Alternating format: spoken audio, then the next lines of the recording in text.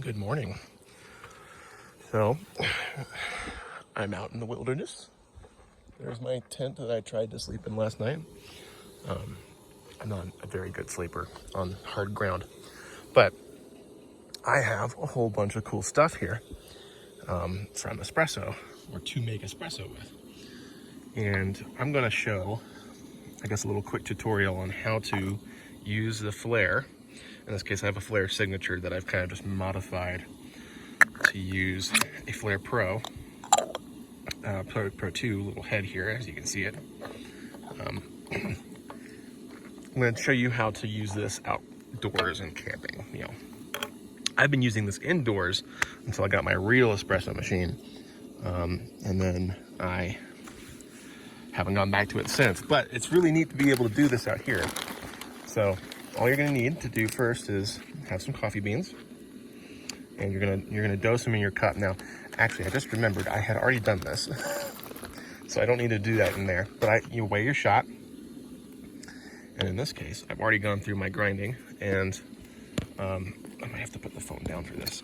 There we go. Got it to about right there. Now, I dialed it in this morning. I had to take a couple of extra shots, but this is relatively fine. This does take a little bit of manpower, but it's not that big of a deal. Here is my Flair Pro 2, I guess, group head, right? It's a basket, I would assume. Got my little scale. So you're just going to kind of do it the way that you normally do it at home. So, I dose the coffee in. So you can see I got 15.4 grams. It's kind of what I aim for usually. I'm also using the Timamore Chestnut as my hand grinder of choice. I used to have that Java Press hand grinder. That's like 20 bucks, 40 bucks now. It's not, I wouldn't dare try to do it on this, but this is decent enough. If you got a decent enough grinder, I think you can do this. And I've got my little distributor and tamper tool, which is courtesy of Crema. And you just go in there, you spin that around until that's nice and level. You can see there, it's nice and level. And then tamp. And if you don't have this tool, it's really nice, but it is somewhat expensive, and it's very much only useful for this. If you don't have that tool, you can go and just use a normal tamper. It's not necessary to have a little distributor. And so you mount that into the Flair. And I'll just bring this a little closer so that way it's going to be easier. Now this table's uneven. You can see it kind of rocks back and forth. But this is just a park table, so I don't care. I'm having espresso in the middle of the forest. Something that shouldn't be something that happens. So you put your screen in. Just for clarification, those little holes that seem deeper need to be facing up. At least that's what I've seen other people do. And now we're going to preheat this guy. I've got this water on a boil over here on this little kettle.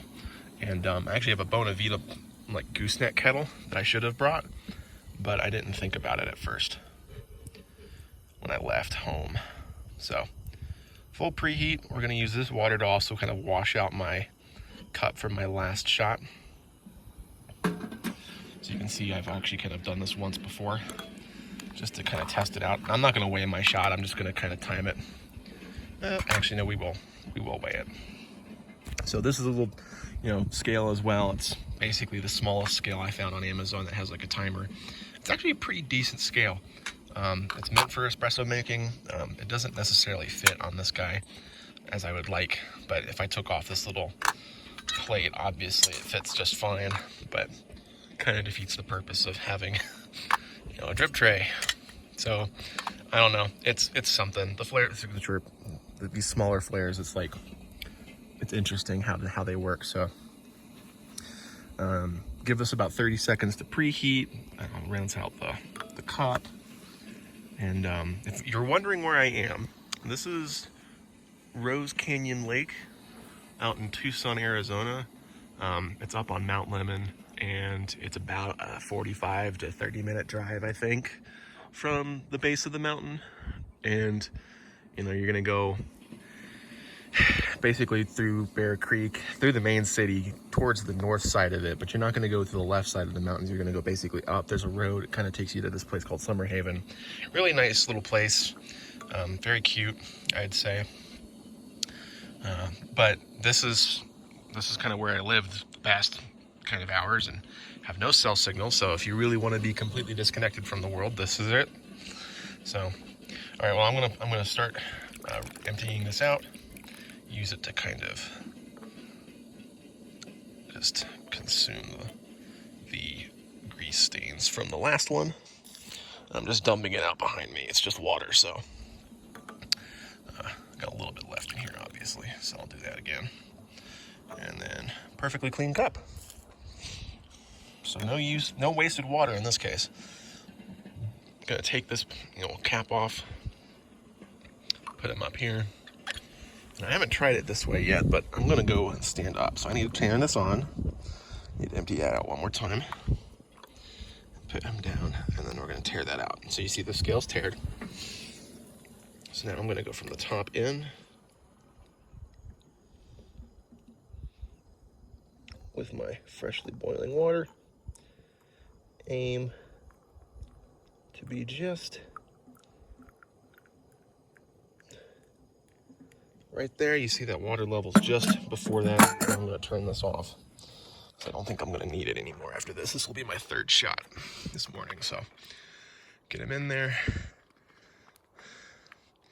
We're gonna time it and then do a pre-infusion. So there's a little gauge there, so I'm gonna pre-infuse for about 5 seconds. And there's a little bit of water coming out. And then you're gonna do a full dive in here. So I want about 30 grams out in 30 seconds. It's kind of what I want to try to do. You can see I'm a little slow. Again, I am doing this one-handed, so it isn't the best or ergonomic thing, but that's better than my first one, so. And that's it. That's how you do it out here in the wilderness. And that is a espresso shot. As you can see, very decent color. These are fresh coffee beans from like a specialty roaster from just a bag that my buddy gave me.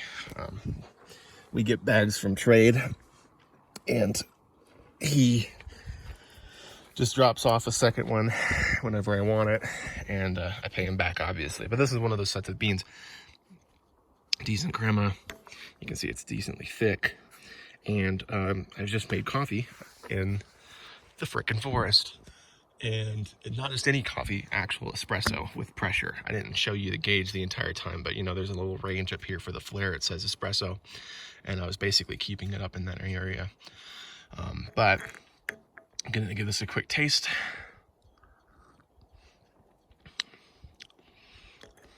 It's not that bad. The problem, I think, is just that I was doing it one-handed, and I'm not sure how much I trust the process right now.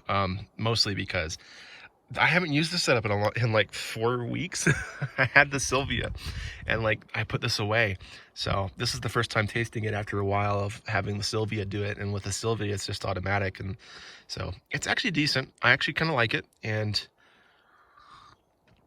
it's a great way to start here in the morning at 5? I think I woke up at 4:30, and the sun is just now cresting over the landscape. My finger, lovely finger. And so hopefully here in a couple of minutes, maybe 30 minutes, I'll pack up and maybe do some hiking before I get back down on the bottom of the mountain. But that's it. That's how you do the Flair Pro, Flair Signature, Flair anything. Well, maybe not the Flair 58. Flair 58 is different, but that's how you do the Flair Signature in the great outdoors. So, if you're watching this, thank you for watching, and I appreciate that I can do this. So, have fun.